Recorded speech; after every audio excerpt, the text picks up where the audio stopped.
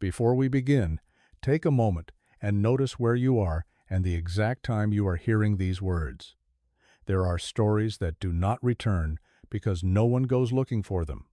They return because something ordinary survives in the wrong place, or because a record that was never meant to be reread becomes legible again, and suddenly the past feels close enough to breathe on. In Mill Creek, the first thing that survived was not a confession, and not a body, and not a headline that demanded attention. It was a set of small, practical choices that would have looked, to an outsider, like the habits of a cautious woman preparing for winter.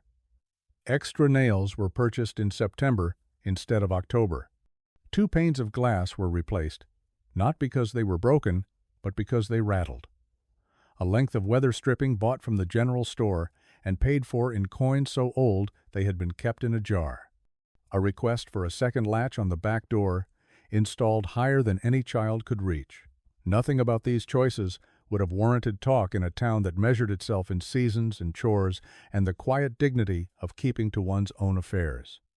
And yet, over time, these small decisions began to collect into a shape, and the shape began to look less like preparation and more like refusal, as if the house itself had become a boundary line the mother meant to harden. The home sat just beyond the bend, where Mill Creek narrowed and ran shallow over stone, in a part of the valley where the trees held their shade longer and the air cooled early in the afternoon. It was not an impressive place, not the kind of house anyone would have bothered to photograph unless they had reason to remember it. 2 stories, a narrow frame, porch boards worn smooth, and a chimney that leaned by a degree you could not measure until you stared at it too long. The yard was small and uneven, the fence more symbolic than sturdy, and behind the house the ground sloped down toward the water and the brush that hid it. The mother had lived there long enough to know which boards creaked when you stepped wrong, which window caught the morning sun, and which corner of the kitchen stayed damp no matter how carefully you kept the stove burning. Her neighbors spoke of her in the careful way people speak of someone they do not fully understand but do not want to accuse. They said she kept a clean home. They said she was polite when approached, even kind in the brief moments when she allowed conversation to reach her porch. They said she had once laughed easily, years ago, before the creek flooded that spring, before her husband took ill, and before the house began to look like it was holding its breath. She had been raised in the same county and married young, as many did, into a life of predictable labor and narrow comforts. The marriage had not been extraordinary, but it had been steady. He worked where work could be found, sometimes in timber, sometimes on other men's land, and sometimes in town when the town needed hands. She kept the accounts as best she could, saved what could be saved, and mended what could be mended. Their children arrived in ordinary intervals, not as miracles and not as tragedies, simply as the next known fact of life. When people remembered the family as it once was, they remembered the sounds, the small chaos of feet on porch boards, and the way a child's voice could drift across a yard without anyone thinking it meant anything. Those memories mattered later because the silence that followed was so complete it felt like a deliberate act. In late August of 1892, the weather changed early. The days were still warm enough to make the creek smell green and sweet, but the nights sharpened and the first yellow began to creep into the maples along the road. It was the time of year when households made lists without writing them, when women counted jars of preserves and men watched the sky for the first threat of a hard frost. At the general store, the mother began to appear more frequently, always at hours when the aisles were empty. She moved through the place with the efficient focus of someone purchasing necessities, but there was a tension in her posture that made the clerk watch her longer than he would have watched anyone else. She bought flour and lamp oil, then nails, then another tin of lamp oil. She bought a bolt of plain muslin without offering any explanation for it. She asked quietly for a length of wire mesh, the kind used to keep animals out of a garden. But she did not mention a garden. When the clerk tried to make a mild joke about early preparations, she smiled in a way that did not reach her eyes and said only that she liked to be ready. It was the sort of answer that closed a conversation without appearing rude. In early September, A carpenter was seen at her place, then again the following week. No one would have thought twice about it if the work had been visible from the road, but the changes she asked for were the kind that looked like nothing until you understood what you were seeing. A board was added along the base of the porch where a gap had once let cold air through. A new latch was installed, then another, then a metal bracket fastened in a way that made the door close tighter. The back steps were reinforced. The cellar hatch was fitted with a lock. The windows, which once opened easily in summer, were made to sit more snugly in their frames. Even the chimney received attention, not because it smoked badly, but because she feared drafts. The carpenter told his wife that the house felt too quiet, but he said it as a passing observation, the way a man might mention a room that needed air. He did not say, "Not then," that the quiet felt intentional, as if sound itself had become something to keep out. The husband's illness was not, at first, spoken of as a crisis. People in Mill Creek were used to sickness moving through a household the way weather moved across a field, sometimes quickly and sometimes slowly, sometimes with a clear cause and sometimes without one. He had been tired that summer, they said. He had coughed. He had lost weight. The mother had stopped attending church regularly, choosing instead to sit on her porch on Sundays with her children close, her eyes fixed on the road, as if she were waiting for someone to come and say something she could not bear to hear. When neighbors offered to help, she accepted only small things, a loaf of bread and a jar of preserves, and she thanked them with a formal steadiness that made it difficult to insist. She did not invite anyone inside. She did not allow the children to wander into other yards the way they once had. The boundary of the home tightened quietly, and because it tightened without argument, the town adjusted around it. A few women told themselves she needed privacy. A few men said it was none of their business. Others, less charitable, began to call her strange, but even they did so softly, as if the word might carry. By mid-September, the first truly noticeable change appeared, not in the structure of the house, but in the yard. The curtains were drawn at hours when they had once been open. The porch lamp was lit earlier, then not lit at all. The sound of the creek, which had always been part of the background of that place, seemed louder from the road because there were no other sounds to compete with it. One evening, a child from a nearby house claimed he had seen her standing in the yard just after dusk, holding something long and pale in her hands, as if she were measuring distance. When asked what it was, he said he did not know, that it might have been cloth, or rope, or nothing at all, because the light was poor, and she moved in a way that made it hard to keep looking at her. Adults dismissed this as the imagination of a boy who wanted attention, but the mother's own sister, who lived 2 miles away, later admitted she had walked up to the fence one afternoon with the intention of visiting, only to stop because she felt, without any clear reason, that she was not welcome beyond that point.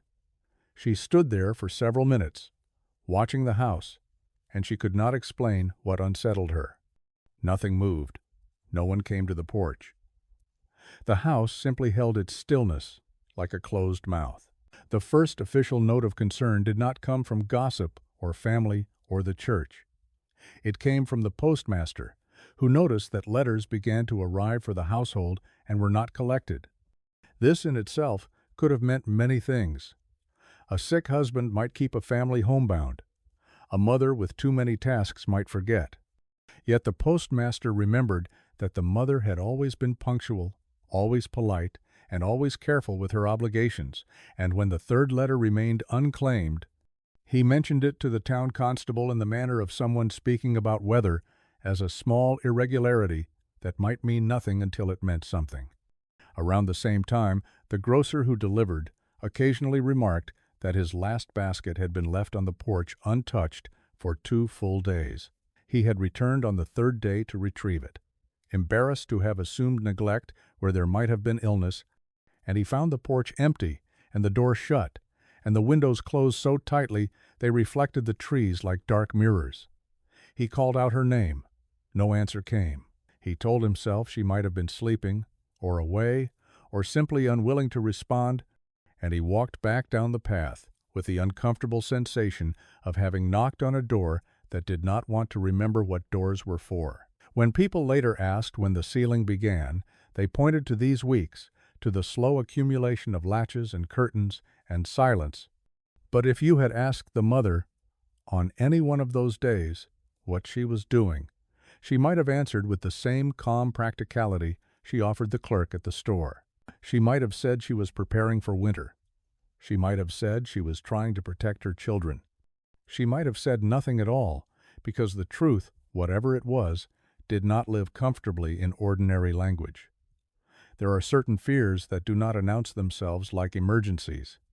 They arrive like habits, and by the time anyone recognizes them as fear, the habits have already built walls.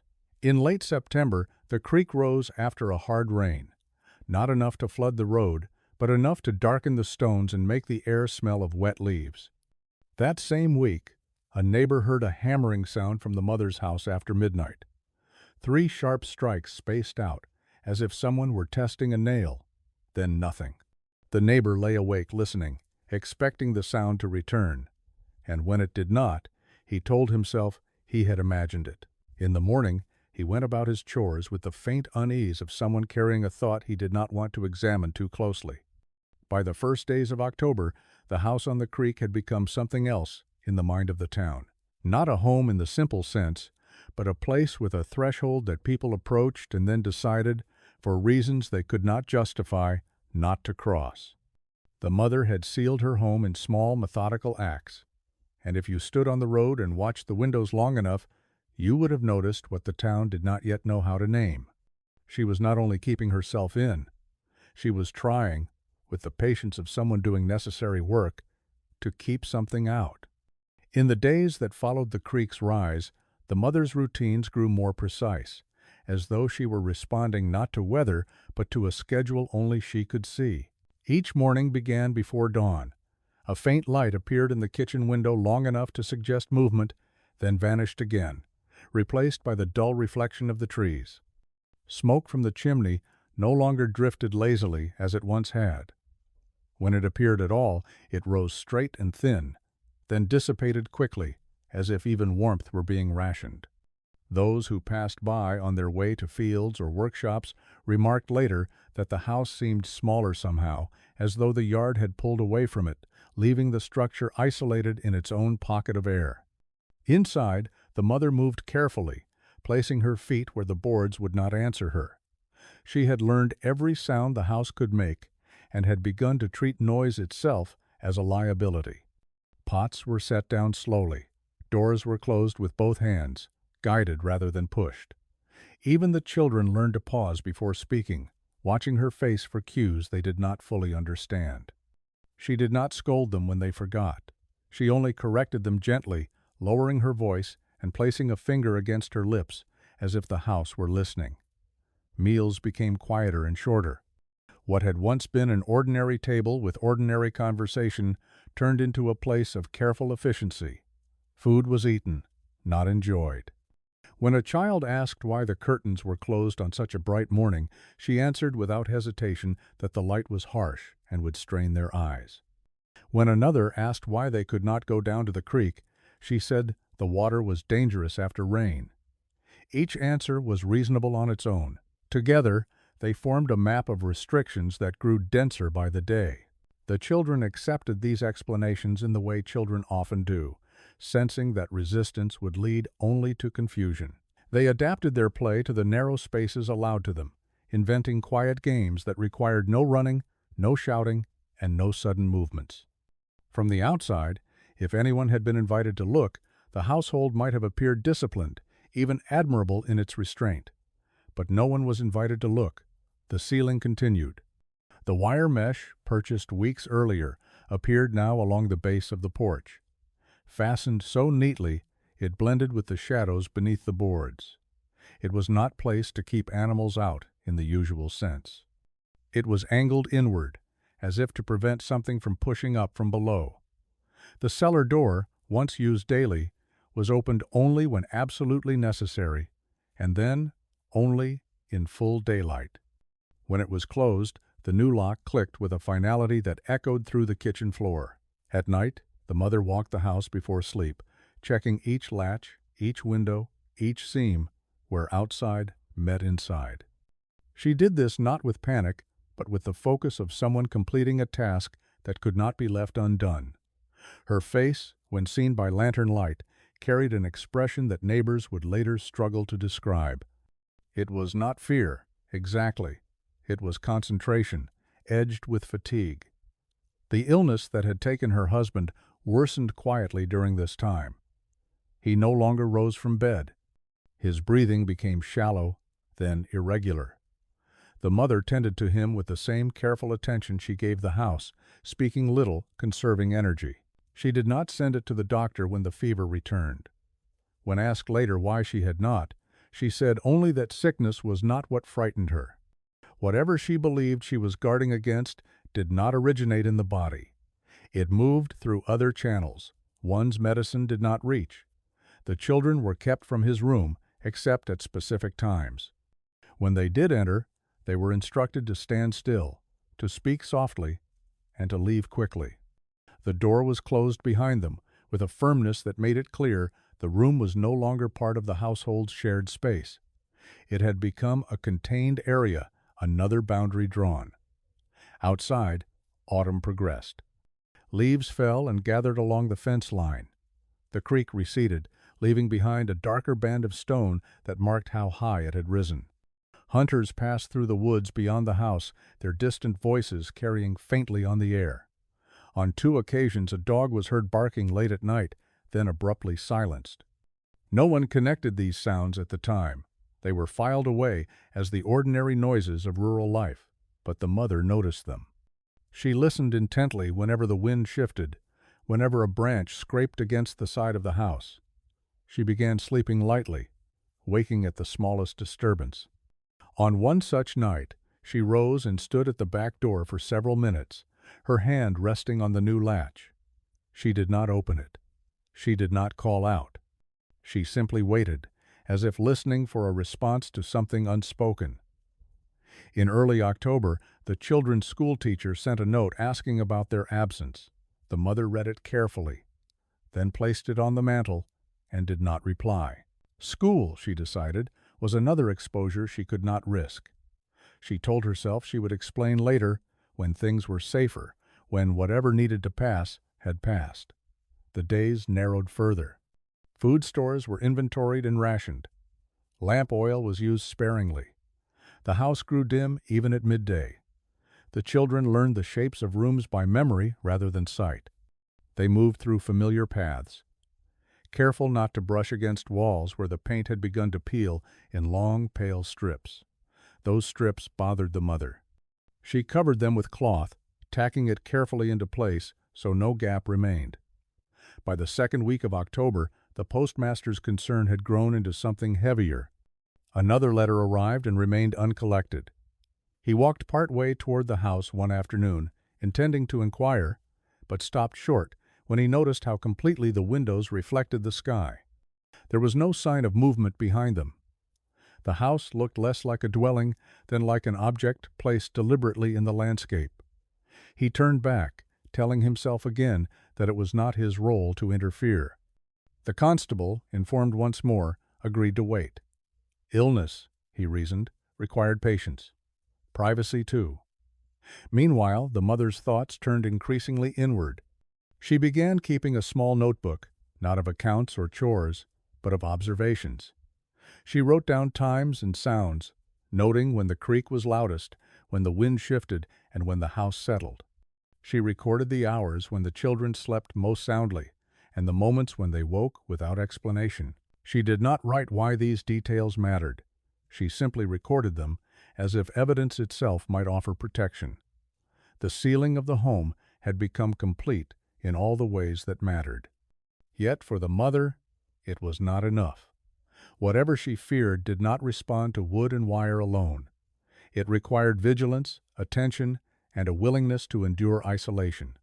The town of Mill Creek continued its routines around her, unaware that a line had been crossed. The house by the creek was no longer merely closed. It was holding against something, and the strain of that effort was beginning to show. By the time the first frost traced pale lines across the grass near the creek, The mother's sense of time had shifted in a way she could not have explained even to herself. Days no longer moved forward in a familiar sequence. Instead, they gathered around certain hours, thickening there, thinning elsewhere. Morning and night mattered. The space between them felt unreliable. She began marking the windows not with symbols, but with small, nearly invisible scratches at the corners of the frames, subtle enough that no one would notice them unless they were looking for them. She told herself the marks were simply a way to remember which panes had been reinforced and which had not. Yet she found herself touching them repeatedly throughout the day, as if checking their presence anchored her to something solid. Inside the house, the air grew close. With the windows sealed and the fires kept low, smells lingered longer than they should have. Bread, damp wool, and the faint medicinal sharpness from her husband's room. She countered this by hanging sachets of dried herbs in the corners of rooms, not for their scent but for what she believed they represented. Her own mother had once spoken of certain plants as protective, though never with specificity. Those half-remembered fragments resurfaced now, carrying more weight than they had ever held before. She arranged the sachets carefully, one in each room, spaced in a way that felt balanced to her eye. The children watched without asking questions. They had learned that some things were not meant to be discussed. Her husband's decline accelerated in early October. One morning, she woke to find him staring at the ceiling, his eyes tracking something she could not see. When she asked if he needed water, he did not respond. His lips moved, forming words that never reached sound. She leaned close, straining to hear, but all she caught was the rhythm of his breath, uneven and shallow. She sat with him for hours that day, her back straight, her hands folded in her lap, as if posture itself were a form of discipline that might keep the room from unraveling. When he finally slept, she did not leave immediately. She watched his chest rise and fall, counting each breath, marking time in a way that felt safer than clocks. Outside his door, the children waited, silent. They had learned to recognize the sound of her footsteps in the hallway and knew when not to follow. That evening, she burned the last of the extra lamp oil in his room, then closed the door and wedged a rolled towel beneath it. She told herself it was to keep the cold out. The notebook filled steadily. She wrote about sounds that seemed to come from the ground itself, a low settling noise beneath the floorboards that she could not remember hearing before. She noted that the creak sounded different at night now, less fluid, more deliberate. She recorded a dream in which the house stood empty while something moved around it, testing each wall patiently.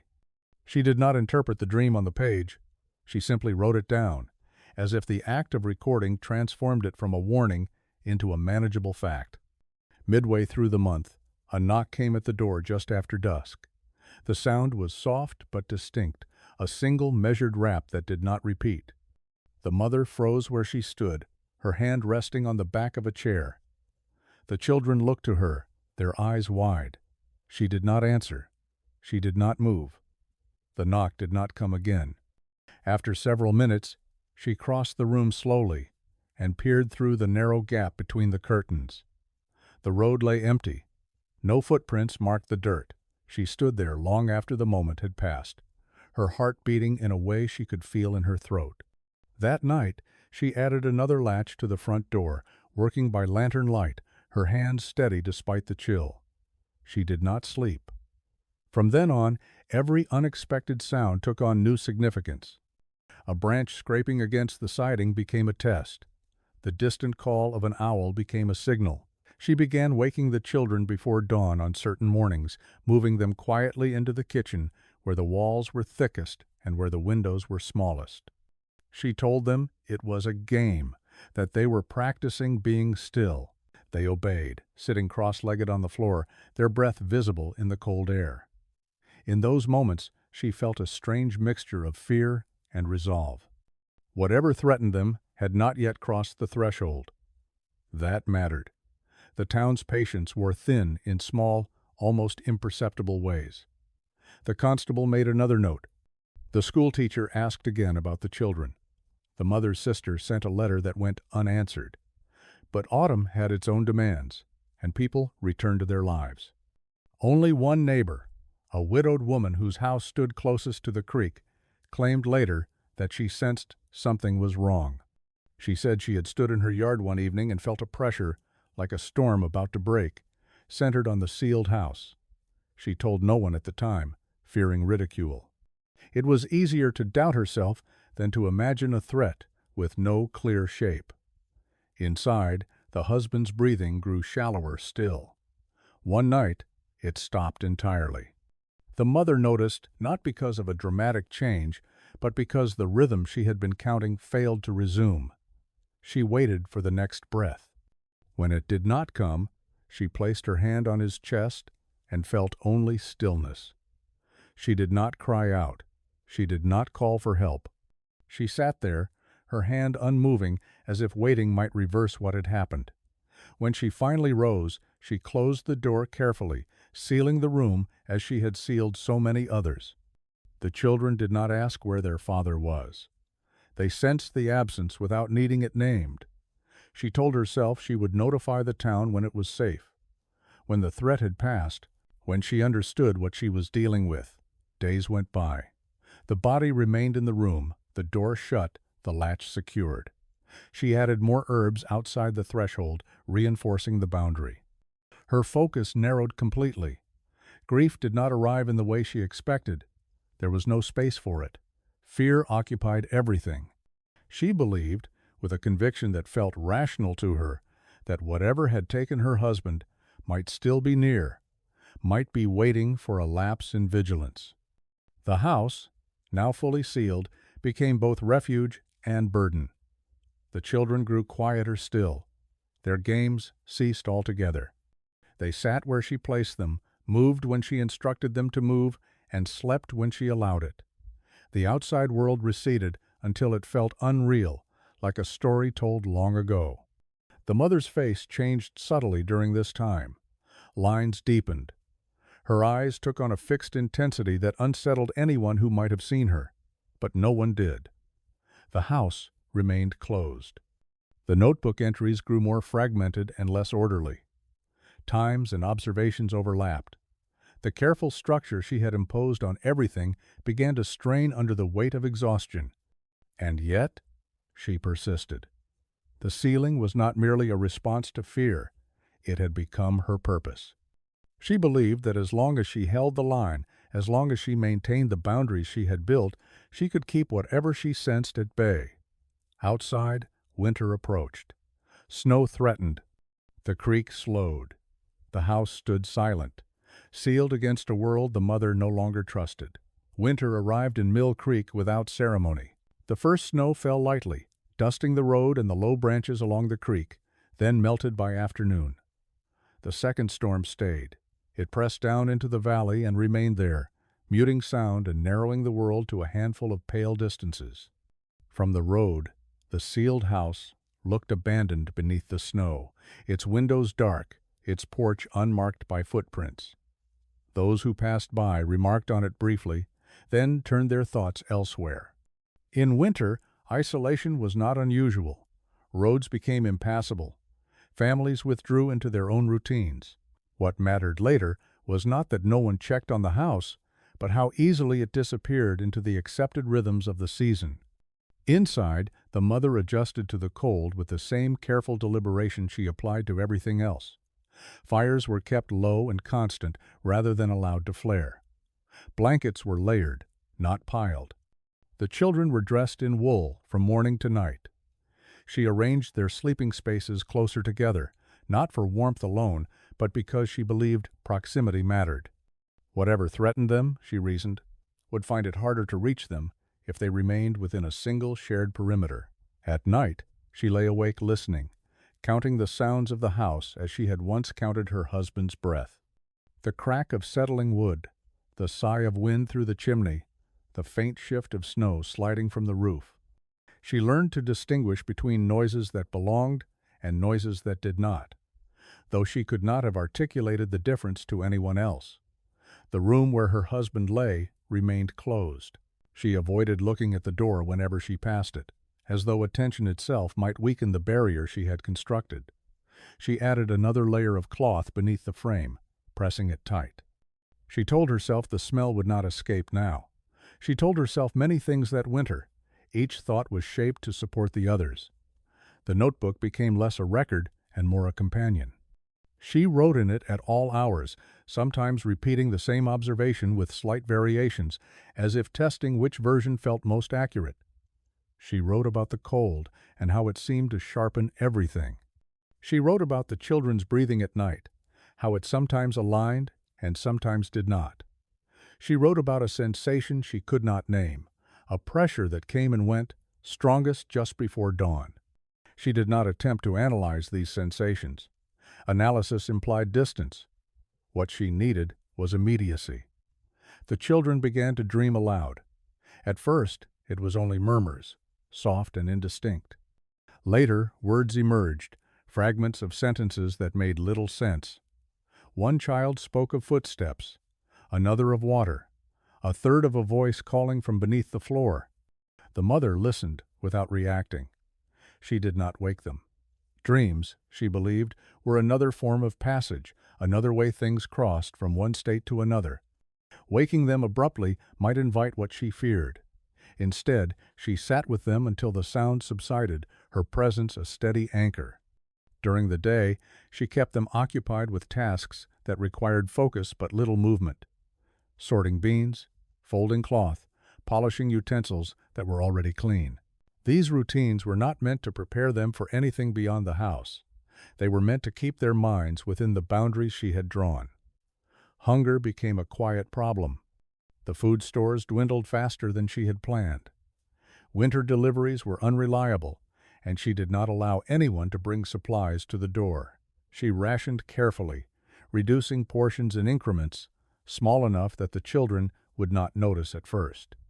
When one of them complained of hunger, she told them it was a sign of strength, that the body learned resilience through restraint. She believed this because she needed to believe it. The alternative was to admit she was running out of options. As January deepened, the cold intensified. The creek froze along its edges, the ice forming uneven patterns that reflected light strangely. The mother noticed these patterns during brief moments, when she allowed herself to look outside.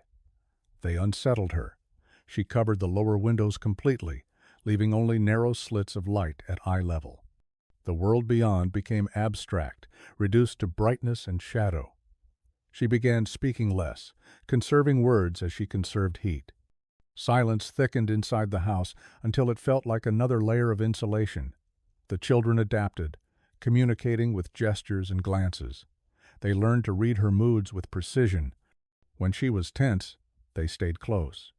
When she relaxed briefly, they allowed themselves small movements and quiet laughter quickly stifled. One afternoon, during a rare lull, she heard a sound that did not belong. It came from the cellar, a dull, rhythmic thud that repeated 3 times, then stopped. She stood motionless, her heart pounding. The children froze where they sat. She did not go to the door. She did not call out. She waited. Minutes passed. The sound did not return. She wrote about it that night, her hand shaking as she formed the words. She told herself it was the house settling, the ice shifting beneath the foundation. Yet she added another line beneath that explanation, one she did not reread. By February, the strain began to show in her body. She grew thinner, her movements slowed. Her eyes lost their softness, replaced by a vigilance that never fully rested. She coughed occasionally, a dry, persistent sound she ignored. Illness, she reminded herself, was not the enemy. The enemy was something else, something patient. The children, too, showed signs of weariness. Their faces grew pale, their voices weakened. She noticed these changes but did not allow herself to dwell on them. To do so would have been to acknowledge that protection came at a cost she might not be able to pay. Outside, the town endured its own winter hardships. Livestock was lost. Roofs collapsed under snow. People tended to their own crises, leaving little energy for curiosity. The sealed house remained untouched. No footprints approached it. No smoke rose from its chimney, often enough to attract notice. It existed in a kind of suspended state, neither fully abandoned nor fully alive. In late February, the constable finally decided to act. The accumulation of small irregularities, the unclaimed letters, the silence, and the rumors he had dismissed weighed on him. He resolved to visit once the road cleared. He told no one of this plan, not wanting to alarm anyone unnecessarily. He expected to find illness, perhaps grief. He did not imagine what he would eventually encounter. The mother sensed the shift in the air before any knock came. She wrote that night of a feeling she could not shake, a sense that something was nearing its end. She did not know whether that ending would bring relief or catastrophe. She only knew that she could not relax her vigilance now. Whatever she had been trying to keep out had not forced its way in. That fact sustained her. The house remained sealed. The line held. For how much longer, she could not say. The thaw began slowly, almost reluctantly, as if winter itself were unsure whether it had finished its work. Snow along the creek softened and collapsed into gray drifts. Ice loosened its grip on the stones, sending thin sheets downstream with a sound like tearing cloth. For the first time in months, water moved again beneath the bridge, carrying with it the debris of a season spent holding still. Inside the sealed house, the mother felt the change before she saw it. The air shifted, growing heavier and damp. The smell of melting snow seeped through the walls despite her precautions. She tightened what could be tightened, pressed cloth more firmly into gaps, and told herself that spring was the most dangerous time. Boundaries weakened when things began to move again. The children sensed the change as well. They became restless, their quiet compliance fraying at the edges. One child asked if they could go outside now that the snow was gone. Another stood at the window, peering through the narrow slit of light with an intensity that frightened her mother. She pulled the child back gently, reminding them that it was not yet safe. Safe, by now, had become a word without a clear definition, one that justified everything and explained nothing. Food had grown scarce. The stores she had rationed so carefully were nearly gone. She thinned the last of the flour with water, stretching it into something that resembled nourishment. The children ate without complaint, though their hunger showed in the way they lingered over each bite. She felt a stab of guilt, quickly buried beneath necessity. If she opened the door, if she allowed the outside back in, everything she had endured would be undone. Hunger was temporary, exposure was not. The room where her husband lay had changed during the winter. She avoided it, but she could not entirely escape its presence. The smell had grown sharper, more intrusive, even through the layers she had placed beneath the door. She added more herbs, more cloth, and more barriers, but the truth pressed in regardless. At night, she dreamed of that room opening on its own, the door swinging inward as if pulled by a force she could not resist. She woke from these dreams with her heart racing, convinced that the house itself was testing her resolve. In early March, a knock came again. This time it was louder and more insistent. The sound echoed through the sealed rooms like a challenge. The children gathered around her, their eyes wide. She knew, in that moment, that the town had finally reached its limit. She did not answer. She stood in the center of the room, her body rigid, listening as the knock repeated. A voice followed, muffled by the door, calling her name. She recognized it as the constable's.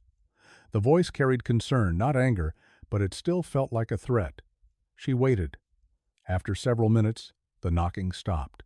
She exhaled slowly, her legs trembling. She had held the line. For now. The constable returned to town troubled. He told himself he would come back with help, that the situation warranted it. But spring brought with it new urgencies. Roads washed out. Another family lost a child to illness. Attention shifted. Days passed.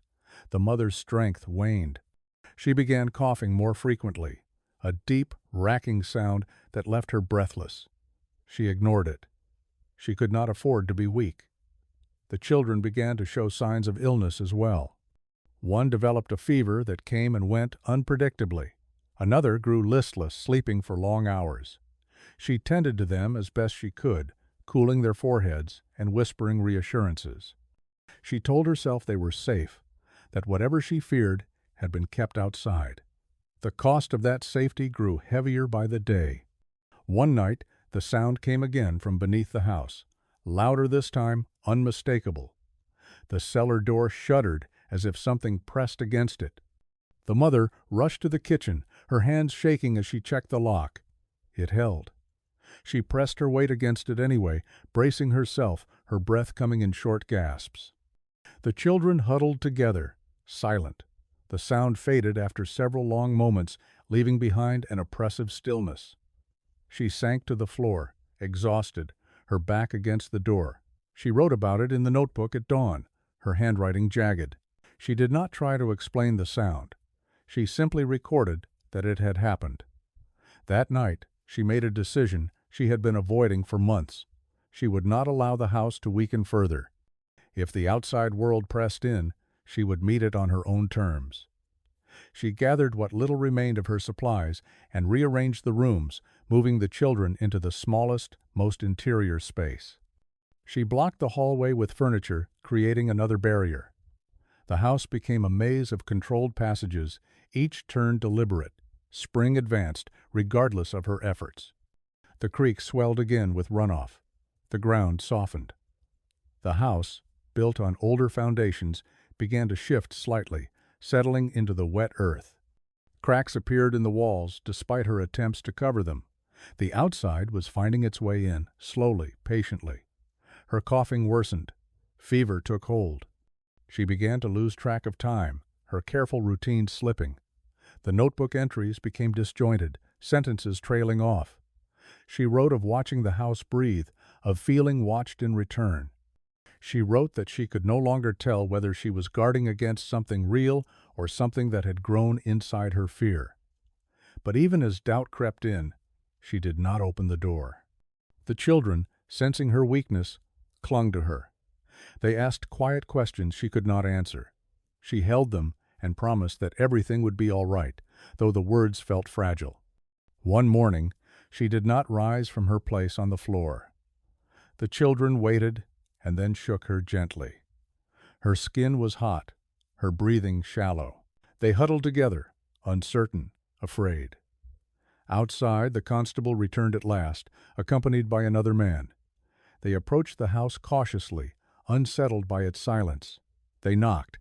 No answer came.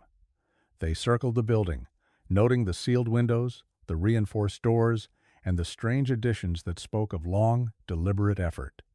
After a moment's hesitation, they forced the door. What they found inside would ripple through Mill Creek for years, though no one would ever agree on exactly what it meant. The door gave way with a sound that startled the men who stood before it, a sharp crack followed by the slow complaint of wood yielding to pressure. Cold spring air rushed into the sealed house, carrying with it the smell of damp earth and thawing leaves. For a moment, nothing else happened. The interior lay still, as if stunned by the intrusion. Then the constable stepped forward, his boots leaving wet marks on the floor where the snow from outside melted instantly. What he saw first was not the children or the mother, but the structure itself. Furniture had been dragged into deliberate positions, forming narrow corridors where open space should have been. Cloth hung from walls in uneven layers, tacked in place with careful precision. Windows were sealed so thoroughly that light entered only as thin, uncertain lines.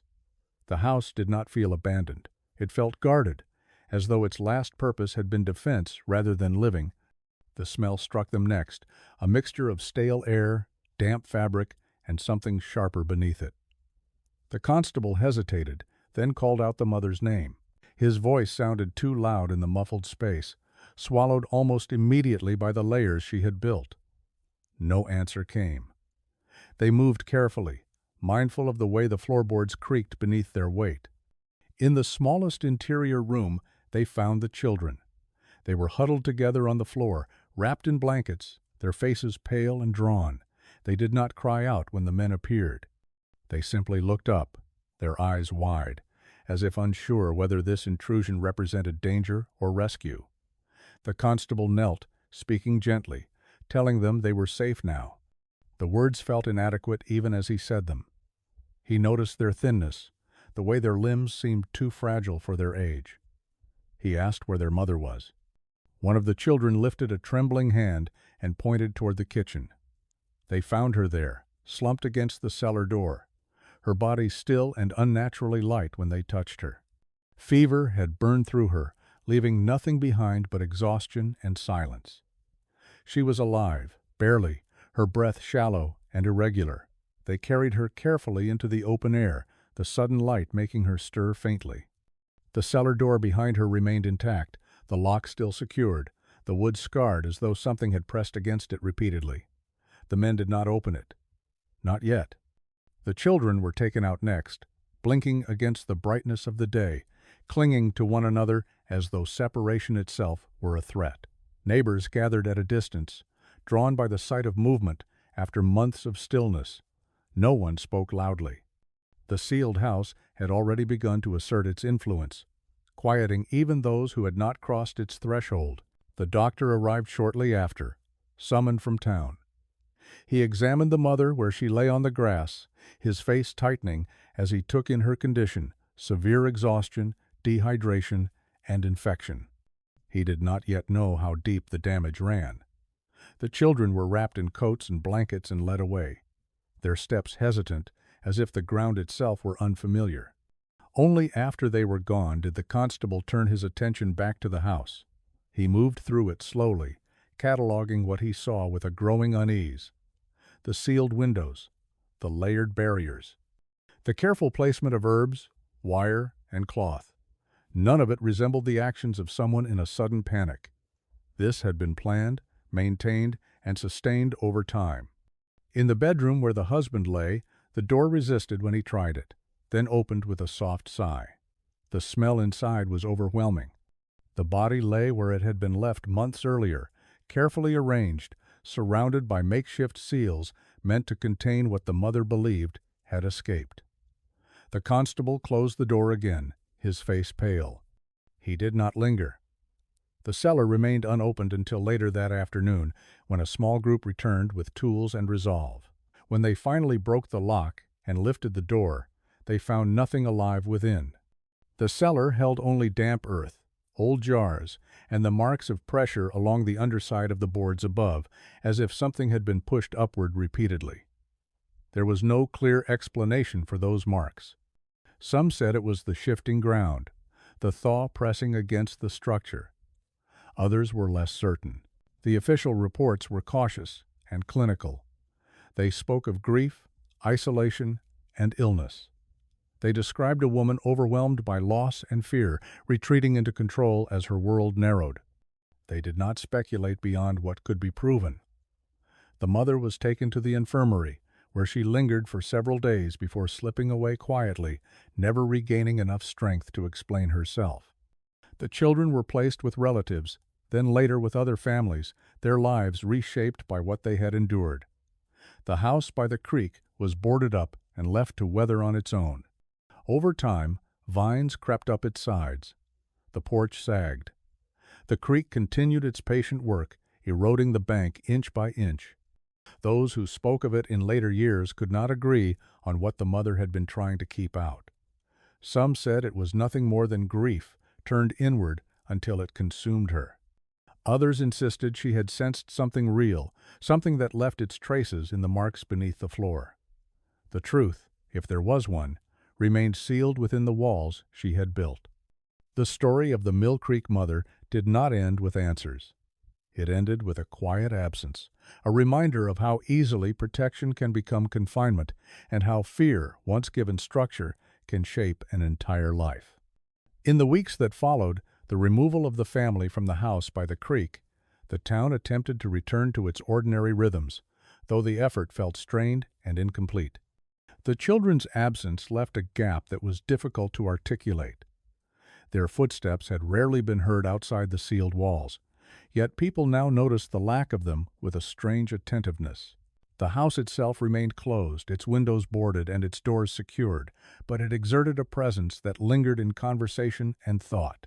People spoke of it in lowered voices, as though sound itself might disturb something left unfinished. The creek continued to run past the property, swollen with spring melt, its surface carrying leaves and broken twigs downstream. Some claimed the water seemed louder near the house, as if the current quickened there, though no one could say why. The official inquiries proceeded with the slow, careful language of the period. Physicians documented the mother's condition in restrained terms, attributing her decline to exhaustion, infection, and prolonged isolation. They noted her obsessive sealing of the home as a response to a perceived threat, shaped by grief and compounded by solitude. These reports offered explanations that fit neatly within accepted frameworks, yet they failed to satisfy the quiet questions that lingered in the town's mind.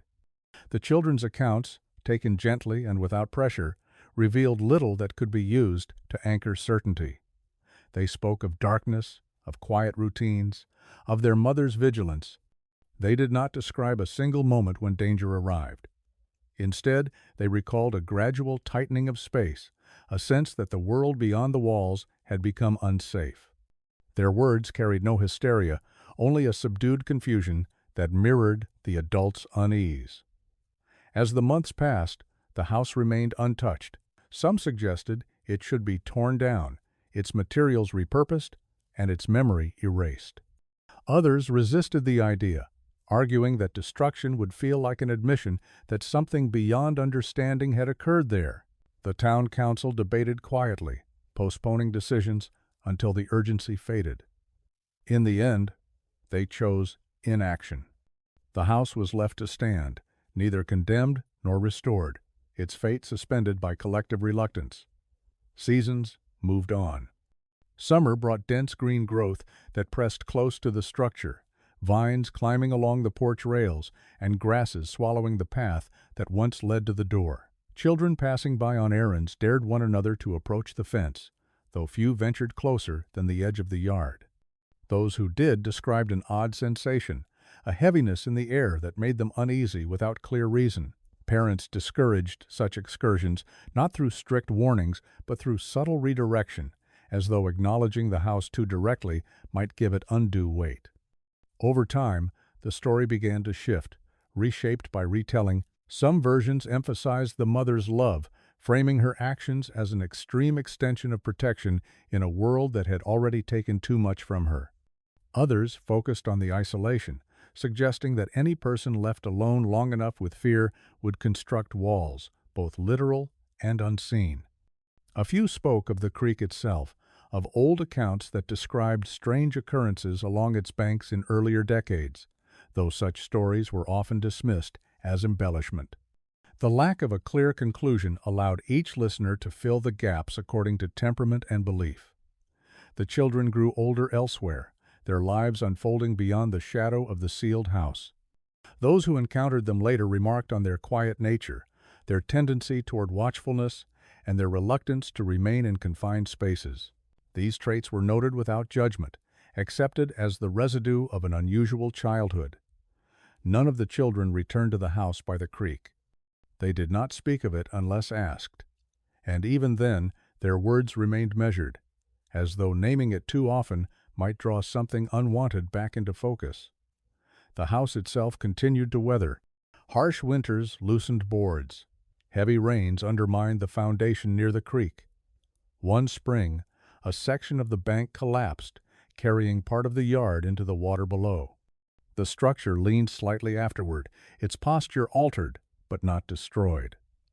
Locals observed these changes with detached curiosity, noting the slow way nature reclaimed what had been held too tightly. Still, no one stepped inside. There was no formal prohibition, only a shared understanding that the interior belonged to a past that resisted intrusion. Years later, when new families arrived in the region, drawn by work or marriage, they heard the story secondhand, filtered through memory and omission.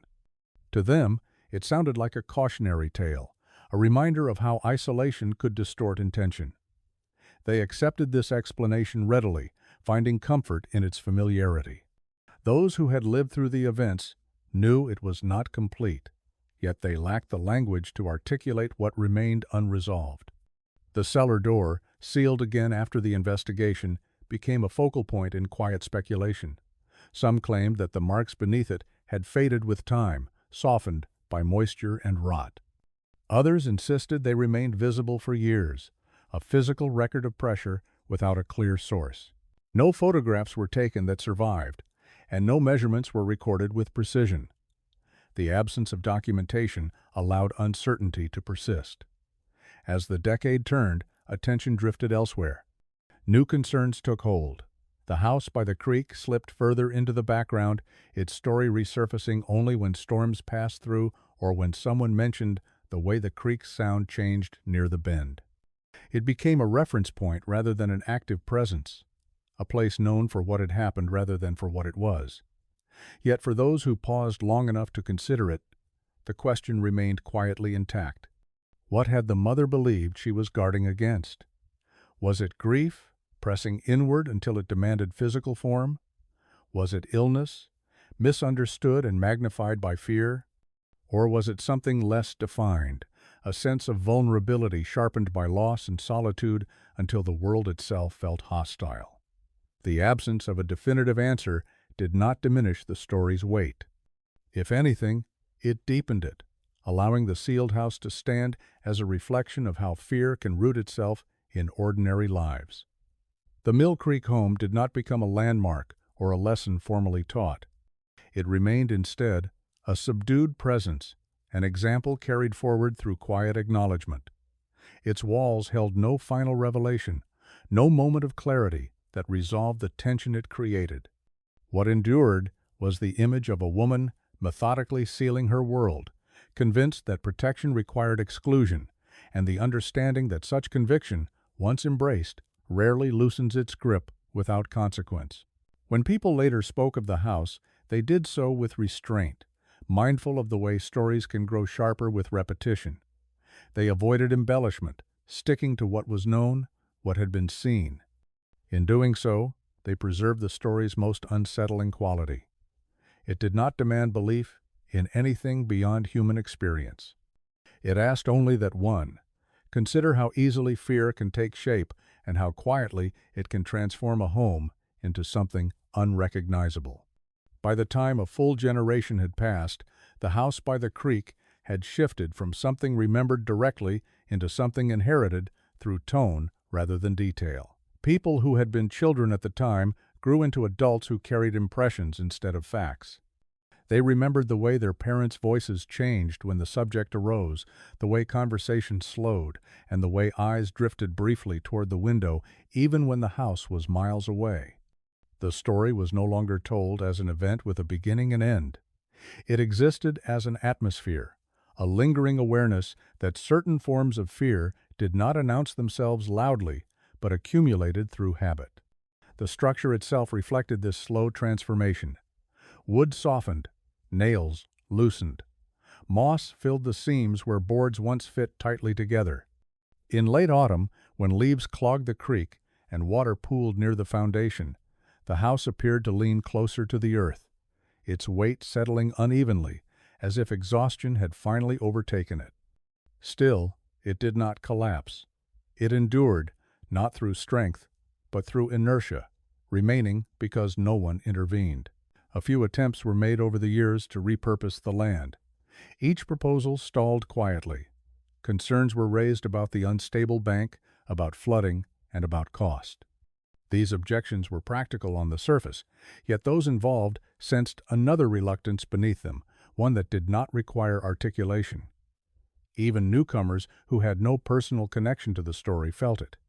They stood at the edge of the property and hesitated, uncertain why the idea of altering the space felt intrusive. In winter, when snow erased most traces of decay, the house regained a temporary dignity.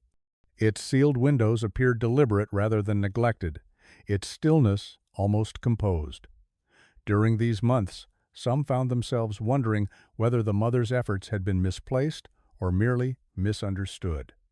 There was a temptation to reinterpret her actions as foresight rather than fear, as though distance from the moment might grant clarity. Yet this impulse faded each spring when the thaw exposed the sagging porch and warped door frames, reminders that whatever had been preserved had come at the cost of the structure itself. Those who studied human behavior from a distance Physicians and scholars writing in journals that never mentioned the town by name would later describe similar cases using clinical language.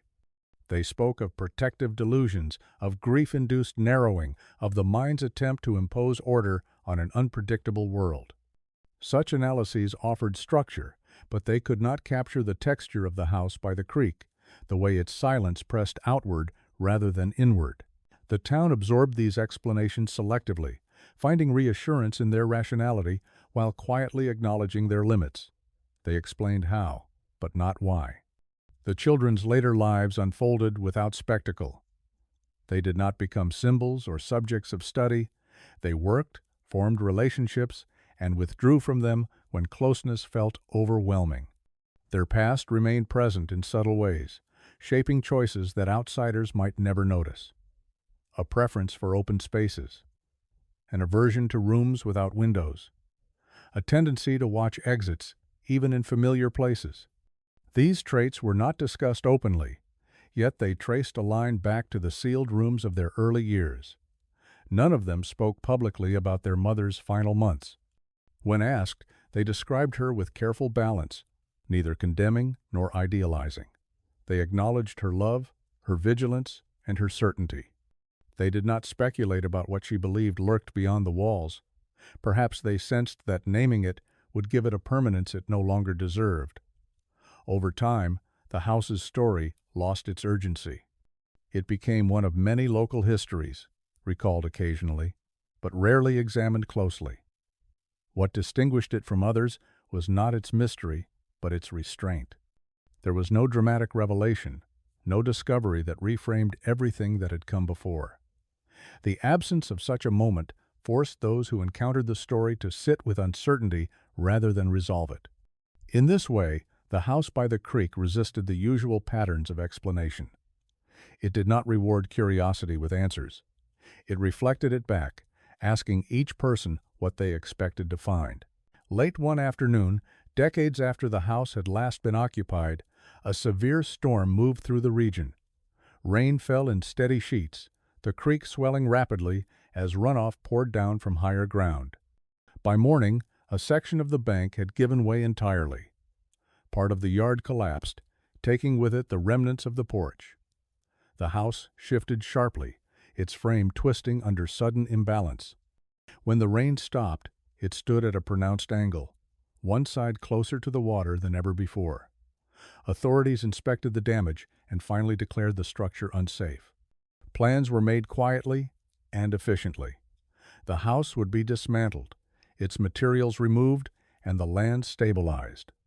There was no ceremony, no gathering to mark the moment. Workers arrived on a clear day and began the careful process of taking it apart.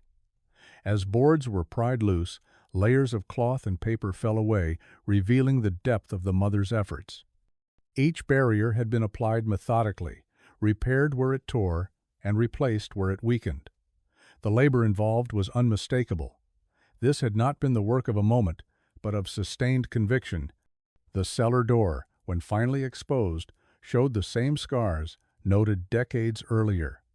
Nothing waited beneath it, no hidden presence, no final confirmation of threat, only earth and dampness, and the quiet evidence of pressure once applied. The workers did not linger. They completed their task and moved on. When the last pieces were hauled away, the land appeared oddly bare, as though something essential had been removed along with the structure. Grass would eventually return, the creek would continue its work, and the space would blend back into the landscape. Yet for those who remembered, the absence felt as weighty as the house's presence had once been. The story did not end with demolition. It shifted again, carried now entirely in memory. Without walls to anchor it, the narrative became more diffuse, more reflective. People spoke less about what the mother had sealed out, and more about what she had sealed herself into. The distinction mattered. It reframed the house not as a fortress against intrusion, but as a boundary drawn in response to overwhelming loss. In this interpretation, the danger had not come from outside the home, but from the unpredictability of a world that had already taken too much. The house by the creek became a quiet marker in the town's collective understanding, a reminder that fear does not always manifest as chaos. Sometimes it arrives as order, as routine, as careful control. And sometimes, when left unexamined, it builds walls so effectively that even those it seeks to protect are left inside them. In the years after the house was dismantled, the land where it had stood took on an unremarkable appearance. Grass reclaimed the disturbed soil. The creek adjusted its course, smoothing the sharp edges left by collapse and repair. To someone passing through without context, there was nothing to suggest that the space had once held a life so tightly contained. Yet those who knew the story felt the absence more keenly than any physical marker could convey.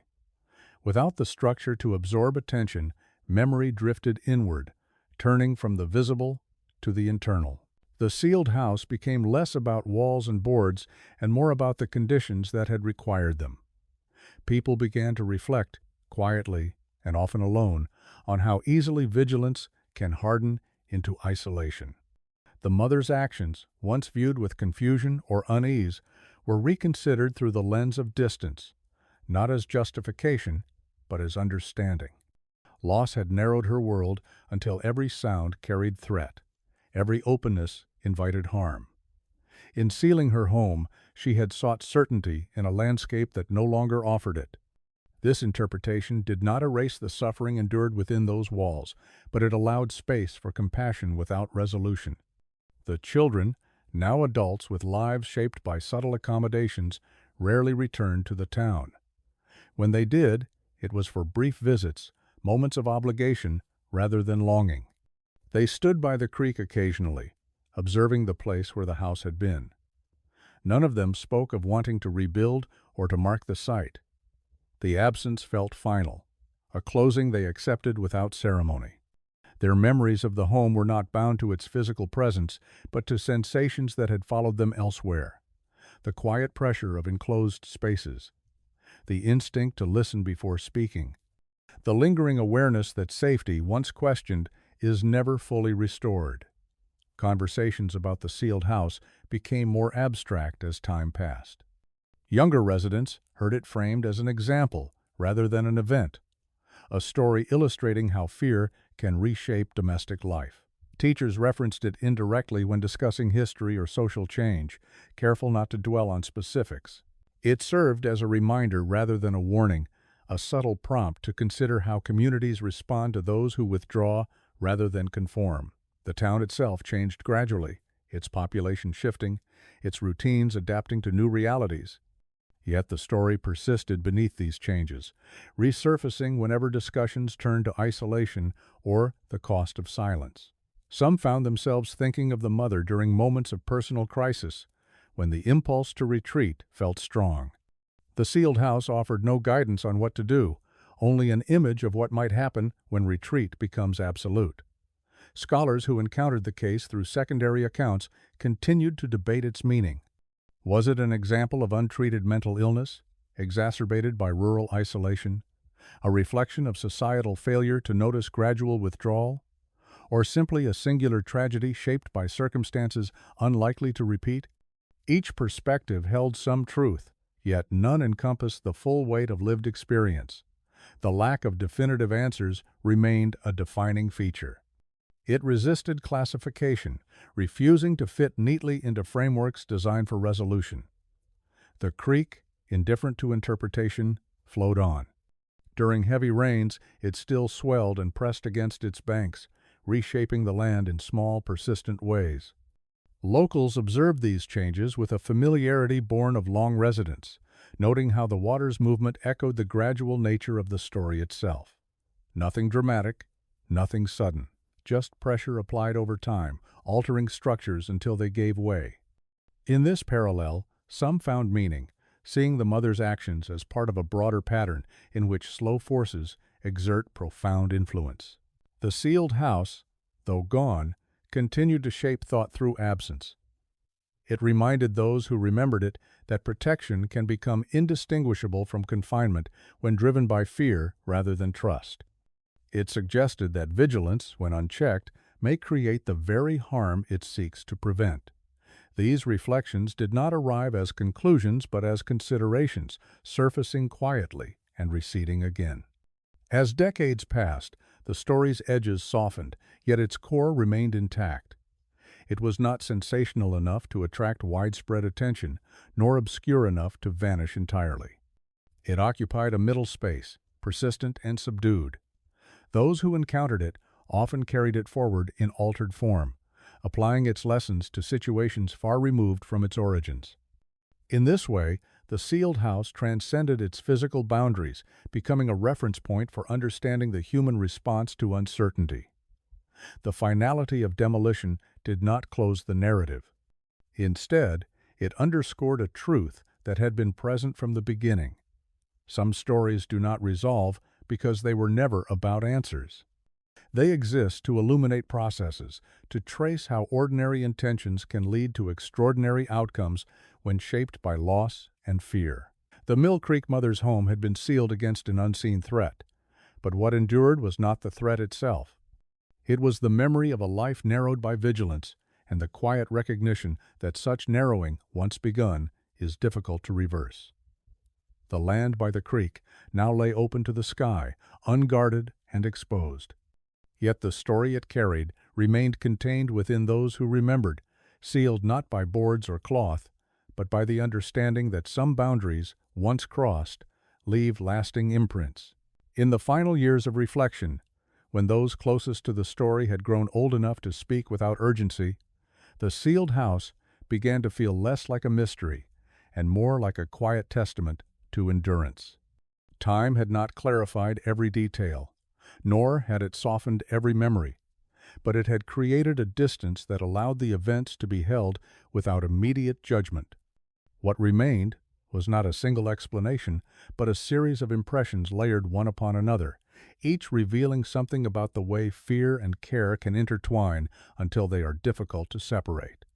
The mother's life, viewed from afar, appeared increasingly small, not because it lacked significance, but because it had been narrowed deliberately, inch by inch, until the world outside felt unrecognizable. She had sealed her home, not in a moment of crisis, but through a sequence of choices that felt reasonable at the time, choices shaped by loss, by uncertainty, and by the desire to impose order on a reality that refused to remain stable. Those who later tried to reconstruct her reasoning found no singular moment of rupture. Instead, they encountered a gradual turning inward, a steady withdrawal that mirrored the way grief often behaves when it is carried alone.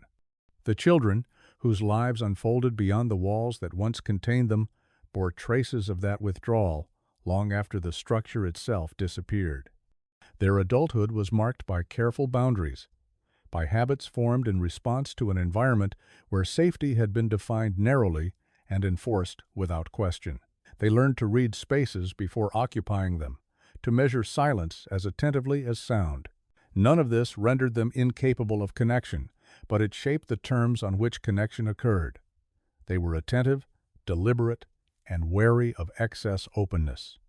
In conversations with those who came to know them later in life, there was a recurring sense that they carried an inherited caution, a reflex honed in early years when the world had been framed as something to be filtered and restrained. Yet alongside this caution existed resilience. The children adapted, finding ways to live beyond the enclosure without denying the experiences that had shaped them. They did not speak often of their mother's choices, but when they did, their words carried complexity rather than accusation. They understood that her vigilance had been born of care, even as it imposed limits that left lasting impressions. This understanding did not absolve the harm, but it situated it within a human context, one where intention and outcome diverged slowly and quietly.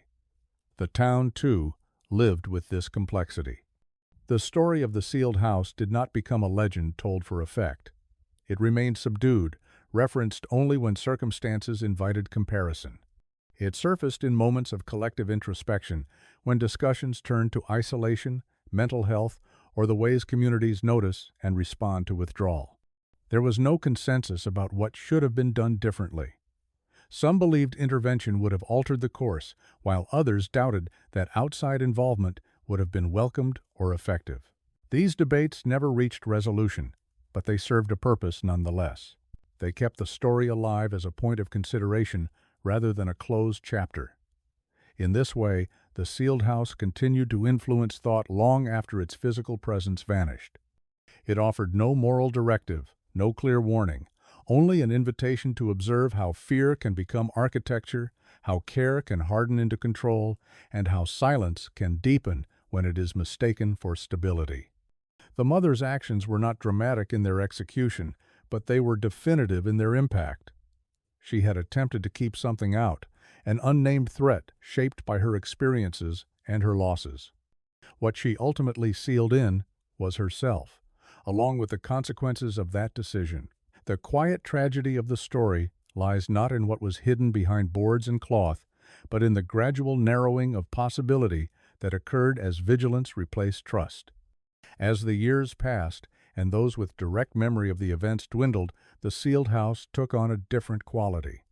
It became less about a specific family or a particular place, and more about a pattern recognizable elsewhere.